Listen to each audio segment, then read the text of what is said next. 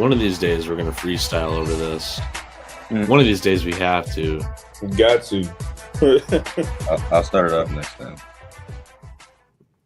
What's up, everybody? Welcome to the Shot of Sports podcast. Grab a drink, a snack. This is your weekly dose of sports where we'll break down and do a deep dive of the world of sports. Whether you're a casual fan or a diehard, we're here to bring you the latest, the best analysis, and the hottest takes. Subscribe, share, even leave a comment. We appreciate all the feedback. Smash the like button for us and tap the notification bell on the right so you can be notified whenever we drop so you won't miss one. Today we got on the show, our usual cast. Azir Spencer, Sam Scratch. How's the weekend? Go ahead, Sam. It was pretty good. Youngest brother's grad party, last one we had to host, and had a good time with that. A lot of good people over. Some good Italian food that night. So my fridge is stocked for the next 4 days with how much leftovers we got. So went good. It went good on Saturday. It was Saturday afternoon all the way until I think I cracked open my last one at about 12:15 in the morning. Yeah. So it was a pretty good party, pretty long. I had more of a chill weekend. I came back from Arizona last week, so I just wanted to stay in and lay down and lift and go to bed when I had to. So catch up on some sleep and stuff because when you're on vacation, you just you don't get any sleep. So that was great. But I'm looking to get back into the motion of things this weekend and have a little bit more fun, enjoy myself a little bit. But we're all having fun, no matter. All right. I ain't do nothing at all. I just sat in and rewatched Hawaii 5-0. That's what I'm doing right now, rewatching all the episodes because I missed the show. That was my show. So what show? Hawaii 5-0. Hawaii 5-0. No, is that a cop show? Yeah. That was it had 10. It was very successful. It had 10 seasons. It was a big show back 10, 12 years ago. Yeah. Big show. The first one that ever came out in the 80s or the 90s, I think. Something like that. Yeah. It was way back when, and then they remade it, and it was something. But it was on CBS for the longest time, if I'm not mistaken. Yep. Why? 10 years, 10 seasons. So we're going to jump right into the first topic, which will be the MLB Home Run Derby, and the All-Star Game is tonight. Well, we do have our Home Run Derby champion. It is Cal Raleigh, the first switch hitter and catcher to do it. The second Mariner to win it in MLB history. Well, in Mariners history, only just behind, the greatest, Ken Griffey Jr. So what do we take from that Home Run Derby? Did we like it? Because there was was that Camarino, I think it was. Junior Camarino. Caminero, that's it. Yeah. Junior Camarero was going to be the youngest to win it if he won. So is that a good thing that we're seeing? Junior Caminero, I honestly didn't think he was going to make it out of that first qualifying round going into it. He's a shortstop, a third baseman too, shortstop by trade. And just a guy that was never really truly known for power until he started playing in Liga Dominica over the winter in the lead-on league. That's when the power started to come around, and then he hits about 15, 20 homers to start this year. I'm excited because there's a few guys that are like him coming up as well, not even just in the bigs, but with the Rays as well. Jose Caballero is another guy like that. It's a good look for baseball to have someone as young as Junior Caminero being so willing to participate.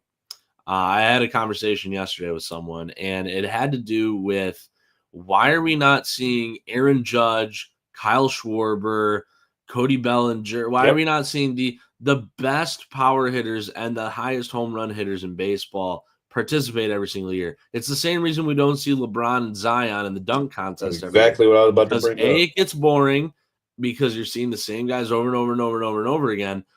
But B, the other guys don't really care about it that much. I mean, look at Zach Wheeler. Zach Wheeler backed out of the All-Star game because he doesn't really care about that anymore. He's at the point in his career where all he wants to do is win a championship. And playing in an exhibition, which the Home Run Derby would be considered an exhibition, is not something that a lot of guys prioritize anymore, especially the superstar players. Now, there's something wrong with that, because having the superstar players in these exhibition events would really draw attention and would help grow the sport. But at the same time, there's a little bit of merit to it. I don't want Christian Yelich possibly getting hurt, pulling something in the home run derby, having to sit for 3 weeks. He's got chronic injury problems, especially with his back. I don't want him to deal with that when the Brewers are on one of the best starts to their franchise in a single season. 56 wins, most wins at the All-Star break in franchise history this year. Same goes for if I'm a Yankees fan. I really don't want Jazz Chisholm participating, not because he sucked, but mainly because I don't want my guys getting hurt, especially my older, more veteran guys. I know Jazz Chisholm's like 28, but I don't want my vets going out there in an exhibition and getting hurt, especially in a playoff chase, especially when we're getting close to the trade deadline, where this is the time right now. This is crunch time. These next 2 weeks really determine a lot of teams' seasons. So it goes a little deeper than just, they just don't want to hit the home runs because they don't care. No, there's a little bit deeper meaning to it. But I like that the younger guys are kind of taking back control over this and saying, hey, we want to do this. We want to play in this. And hopefully that starts a little bit of a culture change in the MLB. You know, I was watching. Yeah, I don't want Kyle Tucker getting hurt either. Oh, go ahead. I was watching and I was kind of confused as well. Like, why is there the best hitters aren't playing? Because I don't know. I realize in sports people probably just don't want, their best players getting hurt out there. But I don't know how would they get hurt in that exhibition match? Like, would you? It's the same reason you get hurt by accidentally stubbing your toe on the kitchen table. I mean, it's freak injuries happen, like accidents happen. It's not. You're going out there and playing a baseball game. You can get hurt running to first base. You can get hurt like trying to steal. There's a lot of fast twitch involved. Well, speaking of the baseball, classic, we got the lineups here. Oh yeah. So it's a matter of, I mean, you're using a lot of fast twitch muscles in baseball, especially when you got to swing, especially when you're trying to, like if you got to steal a base, right? But I'm thinking you got to be full sprint. I'm thinking if this is just an exhibition match, like every All-Star game we've seen, like it doesn't matter. They don't try 100%. Maybe like a one-on-one they do in a basketball game, or in the Pro Bowl now they switched it. They don't really tackle anymore. But even back then they didn't really tackle like super hard. You know what I mean? They just wrapped them up and took them to the ground. Maybe it's once to in a try, while. yeah. But those are all to try and prevent injuries too. Right. So that other leagues know. Yeah, other leagues know that they don't want to get their best guys hurt. And that's what allows their best guys to still play. Unfortunately, with baseball, if I'm Jacob Misiorowski throwing 103 miles an hour on the reg and I get put in the All-Star game, fans don't want to see me start lobbing in 87, 88. They want to see me shove 103 down Aaron Judge's throat. Like, they don't want me to just let up. Baseball's All-Star game is not a situation. Defensively is one thing, but if you're the battery, pitcher, catcher, or if you're at the plate, baseball fans watching the All-Star game, they're not going to want to see you take the day off if you're a pitcher or if you're a hitter. They want to see tanks, and they want to see guys look silly. They want to see Jacob Misiorowski. I keep pointing back to him. That's just the first name that comes to my head. They want to see Miz. They want to see Paul Skeens. They want to see Terry Skubal just make guys look silly in the batter's box. And unfortunately, that means they have to still play at the top of their game. It's not like the Pro Bowl where Lamar Jackson now has 22 seconds at a time in the pocket to find someone to throw the ball to, versus normally when he's got maybe 2.5 at best. They do skill stuff. Exactly. And the NBA, it's not like you just a glorified dunk contest now or shooting 38-foot threes every single possession. So baseball, you still have to go the full 9 yards, no pun intended. You still have to play at the top of your game in this All-Star game. Yeah. Go ahead, Jalen. I was just going to say that because the people in the All-Star game, we want to see Vladdy and Aaron Judge and Shohei and I mean, it should have been James Wood, but Ronald Acuna starting games, and the minute they come to the plate, we want to start seeing them like hit bombs. We want to see them hitting like 107 off the bat and stuff, but we don't realize that. Because I've played it, and there's been some times where, you go a weekend and, you have a weekday game. So you got a doubleheader on the weekday. Because in college you would play maybe Tuesday, Wednesday, and maybe Thursday, but you will normally play a Tuesday, Wednesday game. At D1, it's just one game, but at the college level, it's maybe two. At the JUCO level, it's maybe two-ish. Or D2 level, maybe two. D3 is like two, but D1 is only one. So you play one or two weekday games, and then you got over the weekend, Friday, you got Saturday, Sunday. You play 4 games over that. That's like 6 games. But in the MLB, you playing every single day. So you using like your abdomen, your torso, it feels arm. Like people say you don't use your ribs, but you feel that when you're hitting, especially when you have to turn and like you have to turn so tight quick. Tight core. Yeah, so it's like sometimes that gets sore. I mean, I've had that sore before over a season where we weren't even halfway through yet. We had to like start getting recovery, and we had to I stopped playing intramurals for a while because I had to get my recovery ready because my torso is starting to feel a little pain. So it's just in baseball is totally different. You have to give 100% or at least 90%. In basketball and football, you will. It's really totally different. That's a interesting note then, because that means baseball's all-star games are inevitably going to be better than the rest of them besides maybe hockey. Oh, they are. No, they're always going to be because the game hockey, of baseball, you have to. Yeah. Hockey's, I think, up there with it, though. Yeah. That's also it's a little bit recency bias, though, because hockey had the same problem that the NBA had before this year where they decided to do the Four Nations Classic. They had the same problem where in the skills challenge and in the actual game, no one really gave a shit. No one cared about what was going on. They were there because they got the extra couple $100,000 bonus, and they were there because their fans wanted them to be there. That's the whole reason why.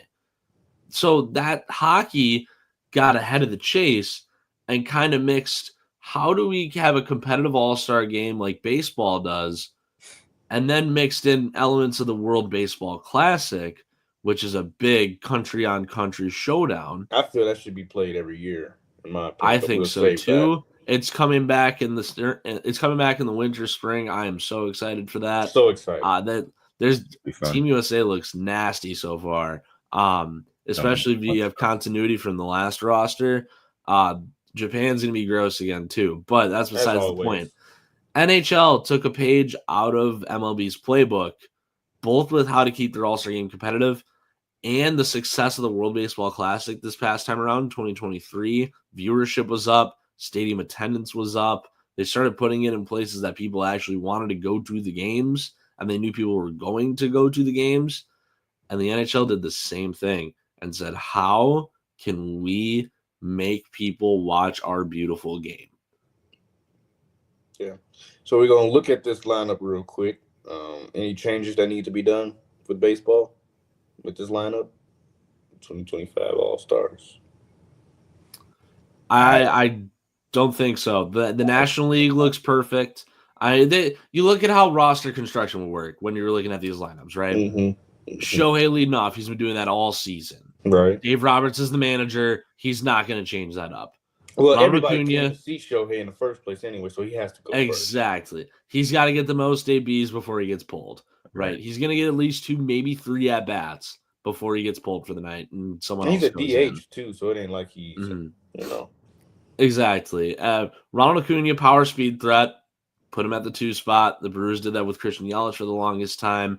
The Braves have had Ronald Acuna lead off or bat in the 2 spot for forever. Ketel Marte in the 3 is a little questionable, but his power has come around in recent years. Freddie, coming back to Atlanta, I want to see that. I want to see if he gets a nice ovation from the Atlanta faithful. Machado at third, fine. Smith, fine. Tuck's a little low, but again, this is the all-star team. Your right fielder is typically not your best player. I would love to put Tucker after the best Freeman. outfield is typically center field, then left field, then right field. If you look at how rosters have been built for centuries, Lindor, PCA, the second leadoff hitter. That's how PCA is operating in this lineup. Mm-hmm. Super quick. Yeah, the power is here. The power was never there until this season. We can talk more about that at a future date. But PCA, the speed, he's a second leadoff hitter. Great construction there. The AL did the same thing with Jacob Wilson, who's batting in the 340s this year. And how about this? 4 Tigers in that front 10 right That's there. crazy. That is crazy. 4 Detroit Tigers, the best team by record in baseball this year. Who had that on their bingo card? Especially who had Javier Baez, the center fielder, starting in the All-Star game on their bingo card for this year. I can tell you, I sure did not have that on mine. No one's seen it, but a lot of people were rooting for it. Definitely in Chicago. I think baseball is better when Javi Baez is good. He's one of those characters in baseball that you just need to be good to get eyes on the game. But when Trey Sweeney came up last year and kind of took over his role, and he got benched and he was hurt, and people realized the Tigers are better without him, I thought he was gone. I thought he was done. Yeah, not just with the Tigers, but with baseball, because he was still going to be owed almost $100 million over the next couple seasons. He signed when? 2022? Yeah, 3 more years, owed almost $100 million. I thought he was done with baseball. No one was going to pick up that. That's an albatross of a contract. No one was going to pick it up. And all they needed to do was give him the Robin Yount treatment. Move him to center field. He's flashy on defense. He can cover ground. And there's guys elsewhere on the team that could fill a spot at shortstop a little more efficiently than he could. Now, Robin Yount is a little different. Robin Yount moved there. If my memory serves, it was more of a injury replacement, and then he just kind of ended up being better in center field. But same things kind of happened with Javier Baez. They moved him to center as a little last-ditch effort to try and get some production out of the guy, and look where it got you. Best team by record in baseball. He's an all-star starter. He's out there with 3 of his teammates and Riley Green, Gleyber Torres, Tarek Skubal. Kerry Bonds. If Kerry Carpenter would have been in this All-Star game, this would have been like the 2015, 2016 All-Star game where like the entire American League was just the Kansas City Royals. Yeah, for Baez to get in it and the way he's been playing, I think he's worth that contract right about now. He still got some, still has to prove himself in the playoffs and have another good season for that contract to actually suffice. But he's looking pretty darn good. That contract looking pretty good right now for him, for the Tigers. If we had like drawing animations, I'd be circling the 3 and the 4 spot in the American League lineup. Your top 2 MVP candidates, one following right after the other. Top 3, because right now I don't think baseball has him at number 2 right now. I think he's like number 3 or 4. Well, between I'm just talking about like the 2 favorites right now, like the 2 main favorites between Cal Raleigh and Aaron Judge. Yeah, Riley Green is up there too, but Vladdy has Riley Green. It's PCA, Vladdy is the case. 2. Well, I'm talking. Well, there's American League and National. Oh yeah, that's right. I'm tweeting. Yeah, duh. Yeah, American League and National League. Yeah, that's right. Yeah, that's right. Aaron Judge and Cal Raleigh. People on social media are already arguing who's going to get this. It needs to be Cal. Who is going to? I think it needs to be Cal too. And the reason being is not that Aaron Judge isn't capable of winning the MVP, right? Yeah. I think there's a little bit of voter fatigue. I think there's a little bit of You kind of expect what Aaron Judge is doing every season. It's like exactly. You kind of expect them to do that. And we're starting to see that with basketball as well, with Nikola Jokic, with Giannis. There's voter fatigue. Here's the problem, though. Because I think Cal should get it too. He's a 5-WAR player, 94 games. Aaron Judge has already had 7 WAR. He's on pace to be at 11 or 12. I don't think there's ever been a guy who's went over 10 wins above replacement in a season and not won MVP. Judge has more hits, 25 to 90. Raleigh's got him by homers, RBIs, stolen bases too. How about that? Cal Raleigh double-digit steals on the year as a catcher. But Aaron Judge's slash line, miles ahead of Cal. OPS plus, Cal Raleigh is about 2 times better than the average hitter in baseball. Aaron Judge about 2.25 times better than the average hitter in baseball. They're both all-stars this year. The Yankees are definitely having a better season than the Mariners, but the Mariners are right in the thick of things. If you look at the MLB standings, the Mariners are not quite out of it. The Yankees are 2 back of the Blue Jays right now. The Mariners are only 5 back of the Astros. And when you look at it from a wild card perspective, right now the Mariners would be that 6th seed going to play the Toronto Blue Jays in Toronto, where they won a playoff series in the wild card round the last time that happened in 2022. So this is going to be an interesting run. But I think that because we've never seen a catcher do this before, where he might get 60 this year. Let's be so for real right now. He might hit 60 out. You got to give it to the guy. You have to. I don't care if you call it a PR MVP. You have to give it to Cal. He deserves it. Yeah, that's pretty, that was a pretty good, spiel right there. And, we're going to have some more talking about baseball for actually a while here coming up soon because, they got the second half and then the trade deadline is in about a week and a half.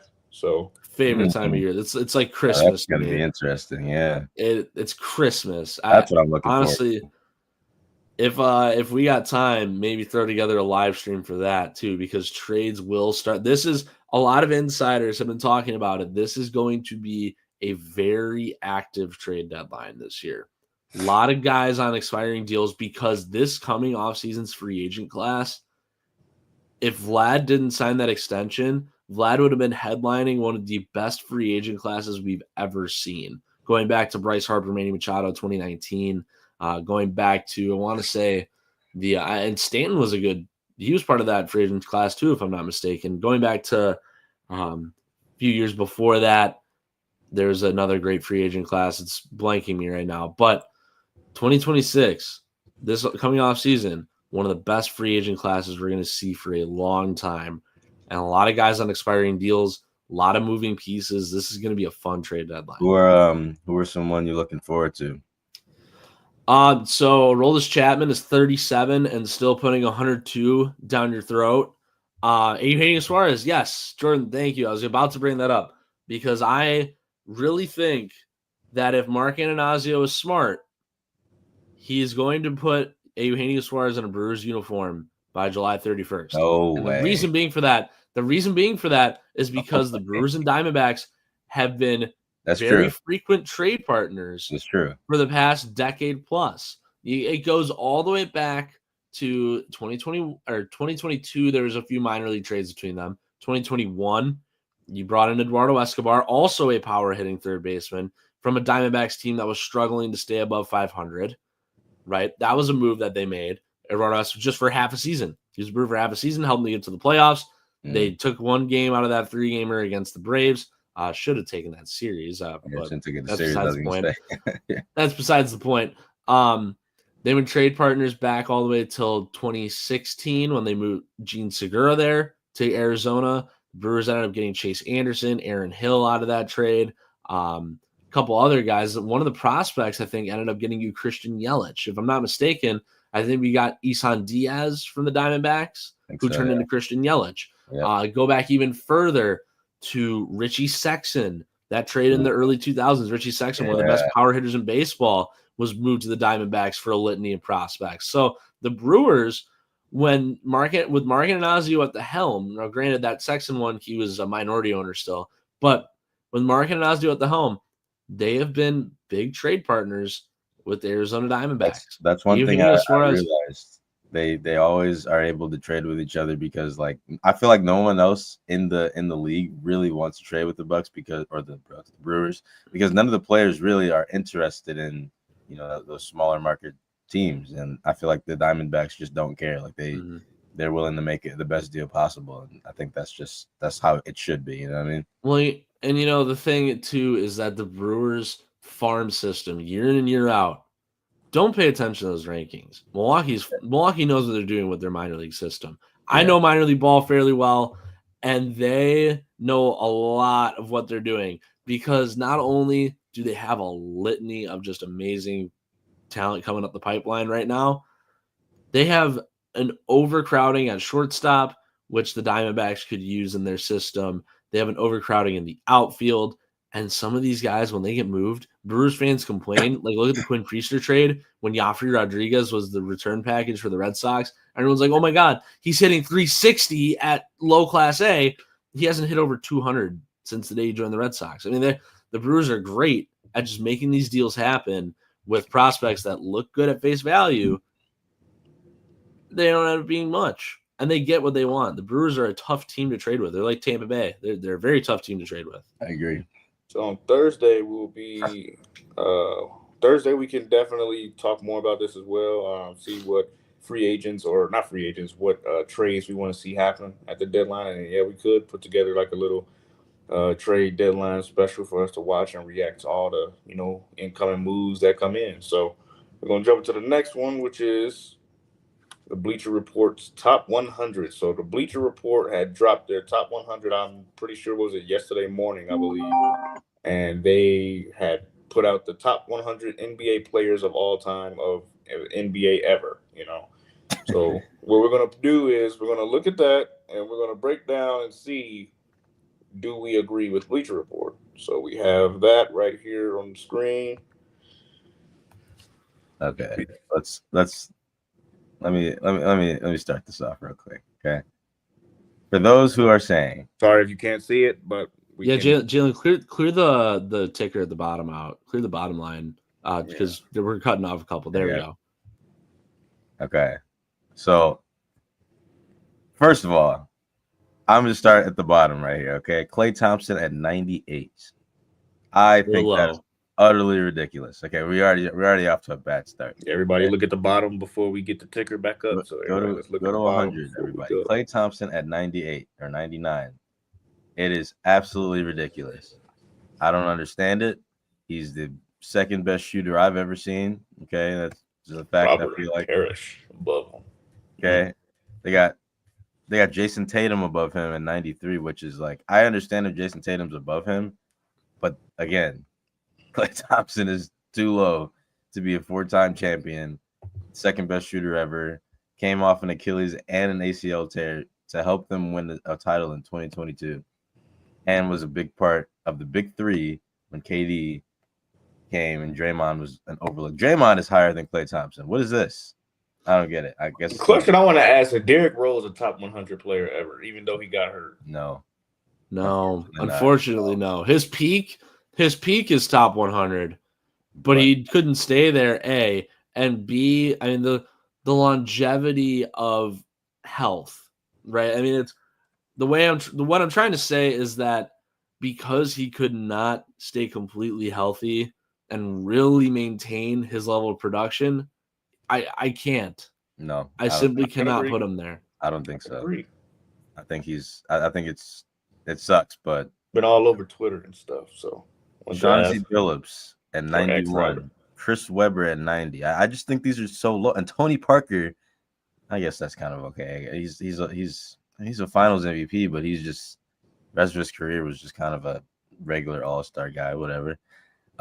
Let's keep going up. Jimmy Butler at 83. That's kind of surprising to me. I'm not gonna lie. I thought he'd be a little bit lower. I thought he'd be higher. Really? Thought he'd be high. I thought he was gonna be way low. I thought he was gonna be like the 90s. But so they got Joel Embiid over Dennis Rodman. Yeah. I don't think Joel. Honestly, oh my God, bro. But we'll get there. If we're gonna talk about Derrick Rose, that's exactly what I'm saying. I'm like, if Joel Embiid is ranked, hold on. I guess we're here. Hold on. I guess we made it there. And Dikembe Mutombo 81. Interesting. Grant Hill at 79. Okay. Paul George is in the top 100 somehow. I don't know why. I don't know how. How? I don't think he's. I think Derrick Rose should be in over Paul George. Derrick Paul Rose, George, and it should be over Joel Embiid and I don't freaking know Paul about that. George. I don't know. We talk I about think injuries. we'll get there. Hold on. And then I don't know. Paul George should not be in the top 80 in my opinion. I think he should maybe 90s No. or whatever. That'd be fine. Pete Maravich. I don't think he's on the same level. Honestly, switch him and Jimmy Butler. I agree. Switch him There and you go. Butler. I would There do you that go. right now. Jimmy Butler and Paul you- George switch him. Paul George's Yep. never been to a finals. I don't get it. Maybe move Butler to 79, Grant Hill to 78, George goes down to 83. I think that's a fair assessment. I think Chris Bosh made. Did he make it? I don't think he made the top 75 the first Chris time. Bosh, I don't remember Chris if he Bosh He's is a number 71 now. 71. He's 71. I don't know. I don't remember if he cracked the 75. The NBA 75. I don't think he did. I don't think he Interesting. did. They moved him there because they moved Kyrie as well up to 68. Robert Parrish, right under Dennis Rodman and Joel. Okay, we're here. Dennis Rodman and Joel Embiid. And We made it, bro. Come on. Joel Embiid went. I understand the peak. I understand. He's at what number 66? He's had other seasons where he's just like unreal. Other than that MVP season, like that's what I'm getting at. Yeah, MVP, 7-time All-Star, 5-time All-NBA. I mean, he's I feel one like that's of better than a Derrick. short list of 5-time All-NBA players. Yeah, but when you have more games missed than you have games played, I guess that's a good games point. played like possibly in your career, like he's missed more possible games than he has games truly played. So would y'all put Kyrie? I can't put you in the top 100. So Kyrie Irving is very ranked low. 60. So I wanted to get to his comment real quick. Kyrie's very low in my opinion. Kyrie Irving is ranked 69th. Kyrie, and yeah, I don't know. What did you say? Dwight Howard? Dwight Howard is ranked 52. So he cracked the top 75 somehow with not playing. Interesting. Who, Dwight Howard? Yeah. How is he? Was he in the top 75? No, he was not an official one. Him, Kyrie, or Klay Thompson were not in it. It makes no sense. Joel Embiid and Jokic were not like in the same tier yet, so they were not in it. How about Dame? How about Dame at 64? How do we feel? I don't know. I don't mind it. I don't got a problem with it. I don't mind it. It's weird because we're using accolades to justify some of these guys, but at the same time, like there's guys like Damian Lillard who don't have all of the accolades in the world, right? He ain't got no MVPs. He's just been an all-star, all-NBA guy. He's been a consistent, like, this dude is a good basketball player. That is the worst. Like, he doesn't have that's probably the worst comment I've ever seen, Pops. He don't like Dwight Howard. He that's think that he was like he all talk and bark and stuff. He didn't like all that. So got another comment here. We'll keep it PG for the stream. It says, I know that's why I can't control the era you were born. I know you can't control the era you're born in, but the guys who are dribbling with their heads down should not even be sniffing this list. And I kind of agree, but to ditch your history would be detrimental to the sport. Duncan Smile. What do you mean? Recognize? See, that's Dwight Howard. He got a personal vendetta against Dwight Howard. Why? He don't like Dwight. Why? But getting back to that comment, it's like going to football and saying that, I don't know, Gale Sayers cannot be a top running back of all time because he was playing against off-duty firefighters. Like, you can't say that because Gale Sayers is one of the best to ever do it. Jim Brown the same way. Sammy Baugh at quarterback for the Washington Redacteds back in the day. I mean, he's one of the better quarterbacks of all time, but he played in the 30s, an era where football just wasn't that good. But you still acknowledge that because he was one of the foundation setters, one of the layers of the foundation of the league. Same thing goes for the NBA. I mean, Pete Maravich, Pistol Pete, Bill Russell, Wilt, Bob Cousy. Look at all these guys, George Mikan, all these guys. This is false. This is again false. This personal vendetta has to stop. Yeah, he was on the Lakers. He's the only reason that they made it past the Nuggets in the playoffs because Jokic otherwise would have put up 100 on them. and Dwight Howard was able to stop him perfectly like no other. I haven't seen anyone besides like maybe Giannis or Brook Lopez stop Jokic at a high level like that, like Dwight Howard did. Dwight was literally one, like maybe the third biggest reason they won that chip. So I don't want to hear that. That's yes, exactly. He was a big part of the bubble chip. So no, he went overseas to kind of find himself again, came back and was a key cog in that championship team. I mean, knocking Dwight Howard. All right, so Joel Embiid is on there, but no Shai Gilgeous-Alexander. Luka Doncic is 57. We'll get to that in a second.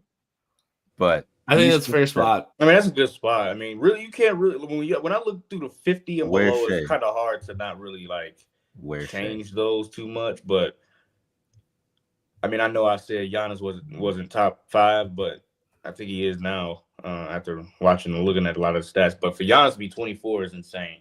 Like Ray Allen at 51, Dwight Howard at 52, whatever. Cool. Jokic at 17. Russell Westbrook at 48. Interesting. Elvin Hayes. Anthony Davis at 45, higher than Russell Westbrook. Doesn't make any sense. Yeah, whatever. He's also one of the guys that don't play half his game. So Dominique Wilkins as well. Yeah, it doesn't make any sense. We can't really.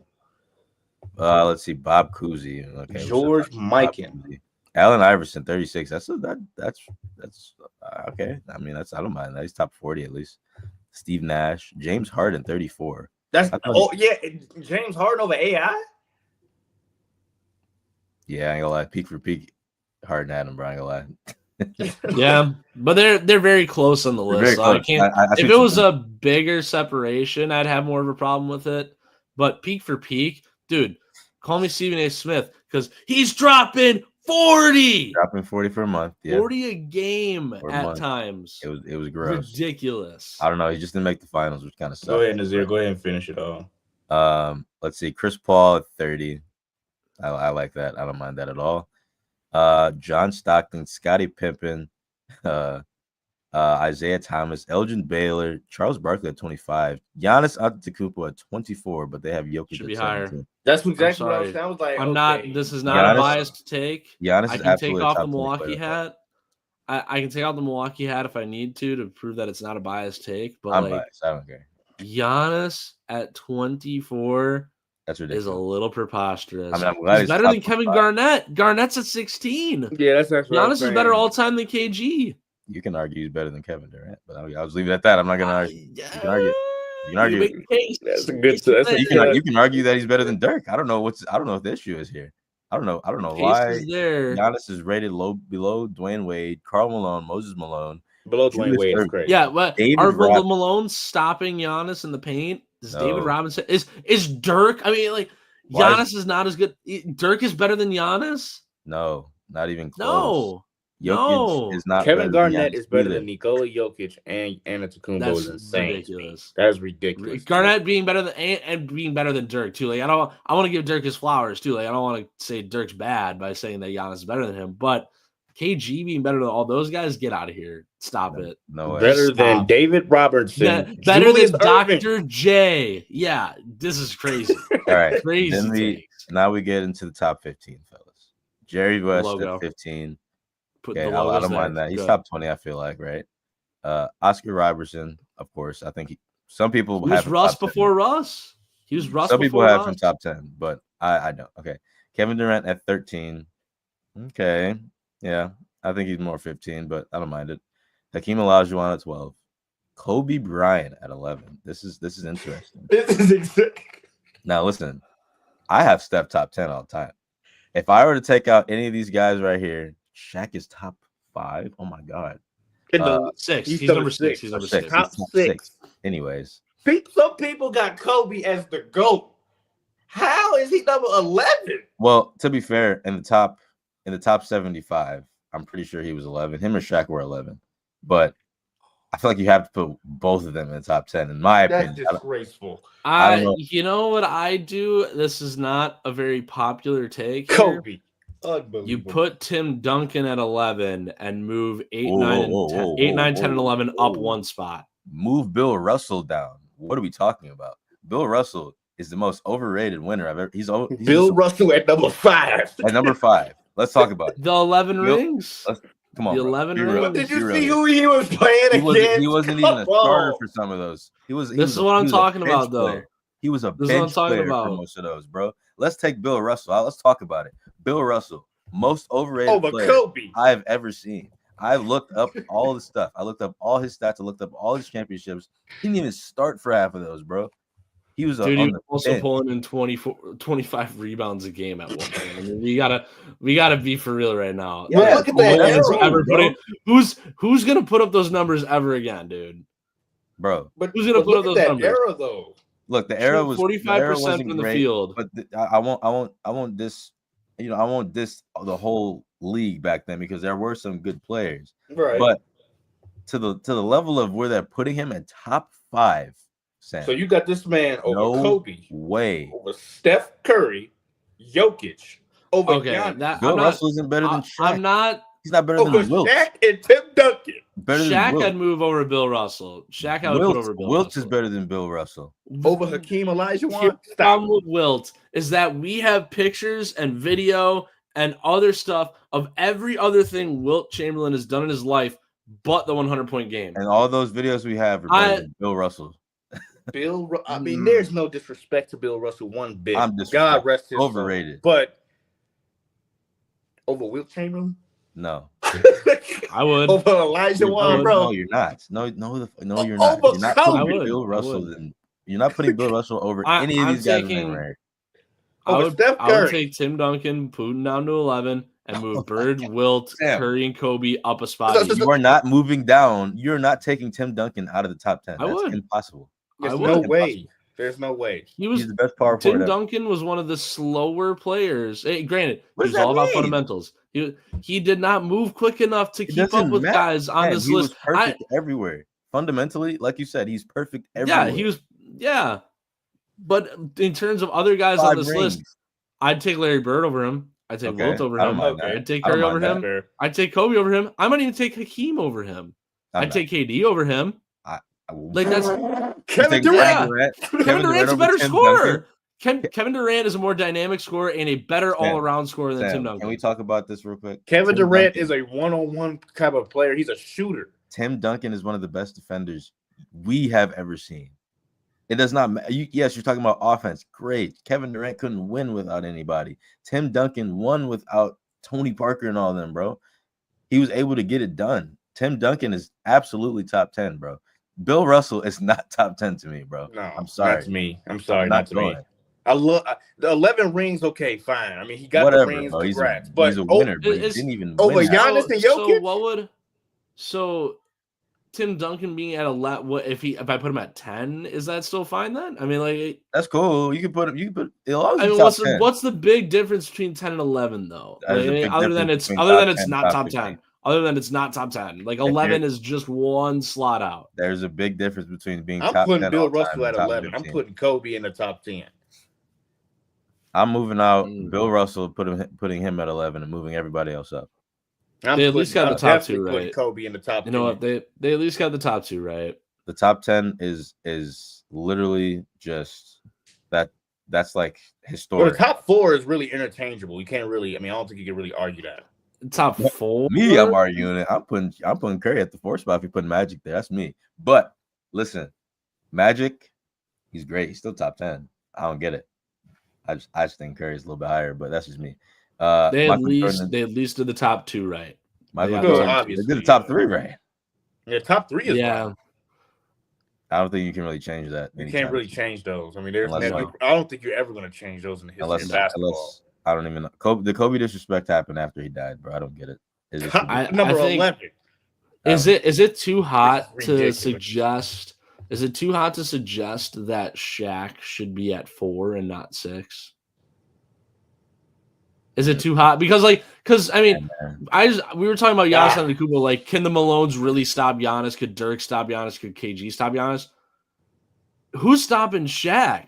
Who's stopping 7'2", 330 pounds at full speed? A guy that Which is why I'm looking at Bill Russell ahead of Shaq. which is Shaq absolutely even crazy. says he's not better than Kareem, Wilt, or Hakeem. Oh, actually, no, he is better than Hakeem. He said, but I don't think he said. All I know, he said he's not better than Kareem or will he maybe has said Bill Russell, but I disagree with that take. I disagree with that 1,000%. That's just being humble. I don't know. I don't think he's better than Kareem or I know guys that think Shaq is number 2 all time. I know guys that think that. Well, it's because he was an unstoppable force. As soon as he got the ball down low in the paint, you couldn't stop the guy. They literally had to create they called it hack a Shaq. Okay. With the foul trouble down there. It had to get to a point where you had to foul the guy to stop him. All right. If he got the ball in his hands, he was getting 2 points. Let me ask you this. What's throughout this list, what is your biggest issue and why? Real quick. And we could definitely talk about this on Thursday too. So you don't have to give it all right now. Yeah, just a real quick. What's your least favorite thing about it? Jalen, you go first. Kobe at 11. Okay. Ridiculous. Mine is the fact that Shai Gilgeous-Alexander is nowhere to be found. That's all I gotta say. No, that's ridiculous. I know you're so big on Shai being better than Luka. I know you were talking about this a lot. We're actually about to talk about that right now, so we can jump into it. So I think my biggest issue is that Carmelo's not a little higher than where he is. That's not okay. Yeah, being at 60, I think Carmelo should be in the top 50. If you ask me, I think he's not a winner. He's not a winner, but he was a key part in keeping the New York Knicks franchise relevant and in a time. Yeah, there was some bad basketball going on in New York, and Melo was one of the reasons that they were still relevant. Yeah, right. And then he goes to a few other teams. He's a key cog, and then he has a little a resurgence in Portland at the end of his career. I mean, he was good. He was still a good player where he went. As soon as he figured out his role, he was a good player wherever he went, and turned into a little bit more of a post-centric player towards the end of his career. I think Carmelo should be a little higher than what Bleacher Report is giving him credit for. I don't mind that. All right, so we're going to jump into our last topic. We got a few minutes here. We'll definitely jump into Bleacher Report Top 100. I think Chris might be on Thursday, so we'll get his thoughts. So we're going to look at, what is it? Prime Luka or prime Shai Gilgeous-Alexander?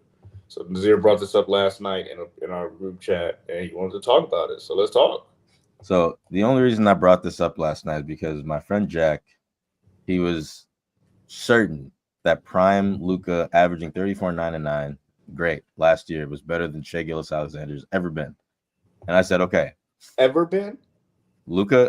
So I said Luka had a better team last year, and he didn't like that, which I thought was true. Last year, the Mavericks were better all around. They had Luka, Kyrie, PJ, Gafford, Lively. They had Derrick Jones Jr. They had Tim Hardaway Jr. The team was amazing, head to toe, really, really well put together. Made the finals, beat the Thunder, by the way. Went to the finals, beat the Wolves. They came up short against the Celtics. Now, the biggest reason they went up against the Celtics and lost is because Luka Doncic got exposed. He was doing that all the playoffs, but really got exposed when the better players were up in his face. Now, when I say that, I mean Jaylen Brown and Jason Tatum. They were targeting him. Even Derek White was targeting him. When you are better prime for prime, if we're talking prime for prime, we're talking about both sides of the ball. We're not talking about just offense. Offense, yes, Luka probably is a little bit better than Shai, because even Shai has been averaging 30 for 4 years straight. So I don't even want to hear that. 36 and 6, you can put him at his peak, which is still great. Okay. Yes, 34, 9 and 9 is something we haven't seen. He got snubbed from MVP last year. Great. Whatever. But if we're talking about strictly prime and who had the better, people are putting Shai in the conversation of Harden, Westbrook, and Curry MVP year. Luka does not have that because he has not won anything, and that is okay. I'm saying Shai is better simply because he wills his team to the finals. He willed them to win that game, and I understand they went to 7 games with the Pacers, but you have to understand they were going against a top 10 coach, I think probably ever, and they're a young team who had all the pieces around them to win that series, to win in the playoffs, and the Thunder are just as young and just as inexperienced. Neither team were in the finals before, besides Alex Caruso. That's like the only player I can think of in that series that was in the finals before. I'm sure someone else was, but and Rick Carlisle, you can put him as a champion winning coach. So, look, I'm saying this with all respect. Shea is better simply because he can do both offense and defense at a high level and will his team on both sides of the ball, while Luka is strictly offense. There's literal film out there that Luka does not care about defense. When I say that, I don't mean he doesn't care about the game. I mean he does not care about playing on one side of the ball, which is defense. You see him play in the post. You see Jaylen Brown, Jason Tatum, Derek White, Drew Holiday, doesn't matter which one, all driving on him. The Timberwolves' literal plan this year when they were facing the Lakers first round was to attack Luka. You know why? Because yes, he's bad at defense, but I've seen people be bad at defense and actually try. For example, real quick, Steph Curry. Everyone thinks that Steph Curry is horrible at defense, but guess what? He led the league in steals once. Everyone thinks James Harden is bad at defense. He led the league in steals in 2019.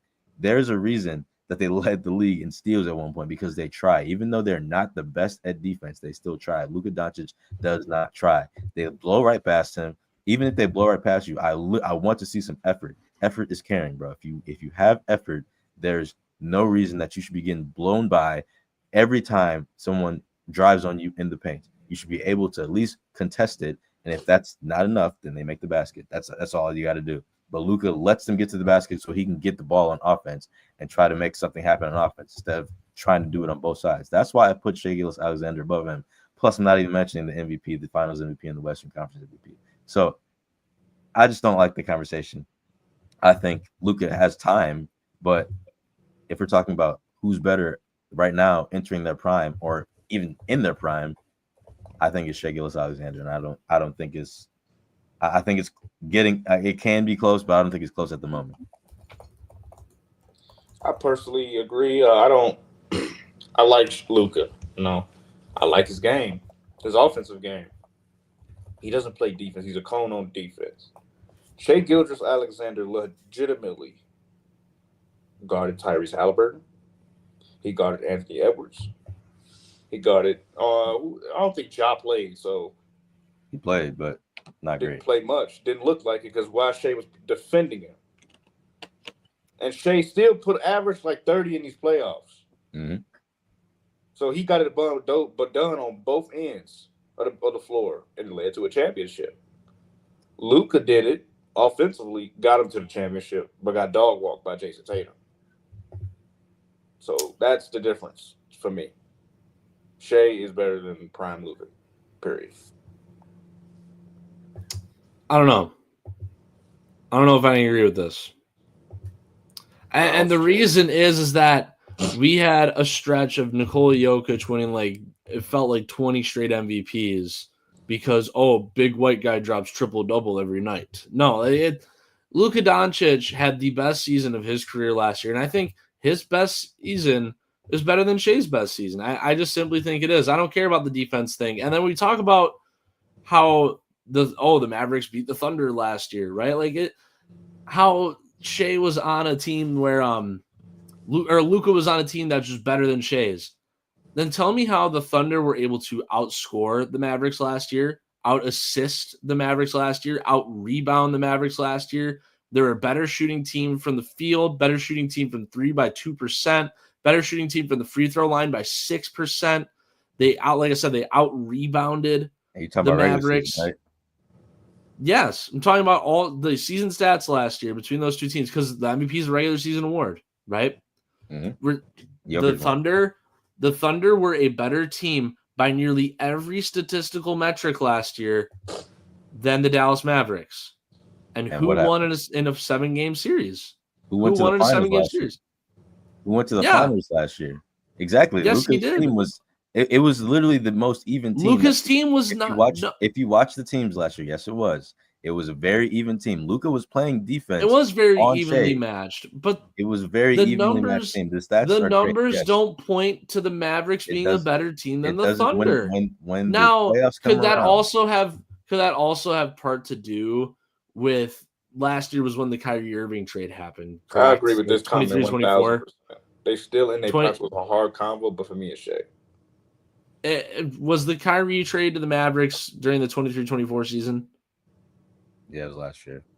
Okay, yeah. So does part of that have to do with that? Maybe a little bit. When you look number for number, the Thunder scored more points per game, had more rebounds per game, pass the ball a little bit better per game. Yes, More they had the steals, better more regular blocks, season team. better shooting. That doesn't matter. Yes, that it doesn't does. matter. In the playoffs, it does matter, No. dude. It's a completely different season in the playoffs, dude. And One won the stats in regular championship this yes. season. The other got that ass whooped in the Look, championship last the season. the regular season stats matter to seeding. When you're seeded, it doesn't matter anymore. Nope. It's about who can play better, and the Mavericks were playing better. Systematically, they were playing better as a team. They were literally doing everything better. But before the playoffs, they faced each other 4 times that season. Mm-hmm. December of 23, February 24, March of 24, April of 24. Dallas lost 3 of those 4 matchups. Mm-hmm. So in the playoffs, I mean, in the playoffs, the Thunder still had them by record. The Thunder still had them by record in 23-24. And it went to 6 games. So I can't say confidently that the Mavericks team was just better than the Thunder, because for 2 of those games they had Kyrie and they lost both of those games. Now, granted, one of them was towards the end of the season, which no one really cares about, but they still got beat by 50 by the Thunder in that game. I can't say with a straight face that the Mavericks were a better team than the Thunder. So the Thunder had. I think Luka Doncic had to put the team on his back to get them to that finals. Offensively, still did. But then what happened when he got to the finals is what I'm trying to say. Shea didn't. The Celtics were the better team. That was the Celtics finals to lose. Everyone knew that going in. Yes, everyone knew that going in. It was the Celtics finals to lose. Everyone calling Luka Doncic the best player in the world, and you see him because he was. You get because he was. You can't be the best player in the world if you can't play both sides at a high level. You can't. What player have you ever seen that's a best player in the world that can't? At least Jokic tries. He literally was top 5 in steals this year. At least he tries. Luka does not try. He does not. He was not able to win that final. Yeah, Luka's defensive stats are absolutely insane. Luka has some steals on in the finals as well, which is great, but they're all off-ball steals because of bad passes and passes straight to him. But then after that, he doesn't play on-ball defense. He lets up right away to the basket. I mean, he doesn't try. It's ridiculous. If I'm putting him next to Shai Gilgeous-Alexander, yes, Luka had a better offensive stat-wise season than Shea did this year. Great, whatever. But what happened at the end of the season? Did he win MVP? No, because Jokic was better. What was he able to overcome the odds of beating a great team? No, he was not able to. I understand the Celtics were unstoppable, but at least it could have gone a long. It could have been a way better series if Luka was able to do what he's supposed to do on defense. And I understand the team let him down at one point. I will say that the team did let him down. But they were playing amazing all year, and they were kind of bailing him out a little bit. Kyrie was there for a reason. He was there to help Luka just get over the hump a little bit because Luka does not know how to play defense. They traded him for a reason. They literally traded for a reason. That was the biggest reason they didn't want to keep him, because he does not play defense. I understand Shea. Everyone thinks Shea's a foul baiter, whatever you want to say, but he's able to score just like Luka everywhere on the court. I just don't see how you put Luka over him when Luka has not done anything. I think people are putting Tatum over Luka at one point, bro. I don't even think it's even a close thing right now. Yeah, this would be definitely a good topic to talk about in the future as well. So we're gonna do a 30-second final thought for each person, quickly, before we. Go for it. Real quick, man. I'm sick of these NFL players getting arrested. I know we didn't have enough time to talk about that today. But definitely gonna talk about it on Thursday for sure. It's getting out of hand. I mean, when you are these are kids our age, like when you're getting to that level of territory where no one else is going to reach. I don't know if anyone. I know people probably saw this, but the Judkins guy on the Browns, he got arrested. Yep. This week or last week, and career might be over before it starts. What are you doing? Why are people not able to, just put two and two together. Get in their head and get it together and get locked in as your career is about to start. Why? What is the point? People would die for that position that they're having right now. Get all that money to play the game they love, and they throw it away like that, bro. What are we doing? Why is it so hard to just relax and focus on the game and not focus on all the stupid stuff outside? like clubs and women and all this other stuff. Bro, focus on the game and all that stuff will come to you. I don't understand why it's so hard for people to understand that. I know people grow up in different places, different times, whatever. But it's just about discipline, bro. And I know all these football players have it because they have coaches who teach them discipline. So it's, bro, I can't wait for the NFL season, bro. But this is stuff that I hate to see every year. Happens every single year, and I don't understand why. I never understood why. If that were, I don't know a single person that would take that for granted. I know everyone that I know, if they got that position, Jalen, if you got drafted to, I don't know, fucking baseball team, like somewhere on the Cubs or something, you would take that absolutely serious. Sam, if you got drafted to the Packers, you would take that absolutely serious. I don't understand why it's so hard for people to do it. I don't get it. That's just my. This is definitely going to be something we definitely want to talk about on Thursday for sure, because I want to give my thoughts on it, but we're running out of time, so we'll definitely talk about this on Thursday for sure. Sam? Yeah, my final thoughts for today are, I had a slow pitch softball tournament signed up with all my buddies in a few weeks. If you're gonna, this just goes for everyone, right? This is just a pure final thought. My guy playing it as well. If you agree to do something, stick to that plan, because we had 4 guys back out within an hour of each other Saturday night. I was so pissed. I've been struggling to find dudes, man. I'm trying to play in the softball tournaments in a couple weeks here. I've had 4 people back out on me after saying, yeah, for sure, I'm down. And like half of them forget they have plans, or half of them said, oh, I'm double booked. It's like, what the hell, guys? Figure it out. Figure it out. If you make plans with someone, stick to them. Please stick to them. I struggle with it myself sometimes, but I figure I'm preaching to the choir here. If you make plans, stick to them. I'd say mine is, I'm looking forward to trade deadline for sure. We couldn't have, we were going to do a live stream for the Home Run Derby, but, we all had things going on and things to do, so we couldn't do that. But we'll definitely try to have an MLB trade deadline special, and I can't wait for it because, I heard the Cubs were supposed to make some big moves too. Probably going to get somebody like, I don't know. I think you guys end up with Sandy. Yeah, I'm thinking that's what I want the most. That's my prediction. You guys end up with Sandy. For us, I think we're going to get somebody like I'm going to get some minor league player that's going to try to transition them to make them like Jake Arrieta or something. So that's just how they roll. Yeah. For Cody Bellinger to go off on us, literally, what was that, Friday? I was saying in the group chat, Belly. You kept them. But we're going to end the show here. Thank y'all for joining. Subscribe, like, share, comment, even leave a like button for us. Tap the notification bell. Follow our podcast page on other platforms.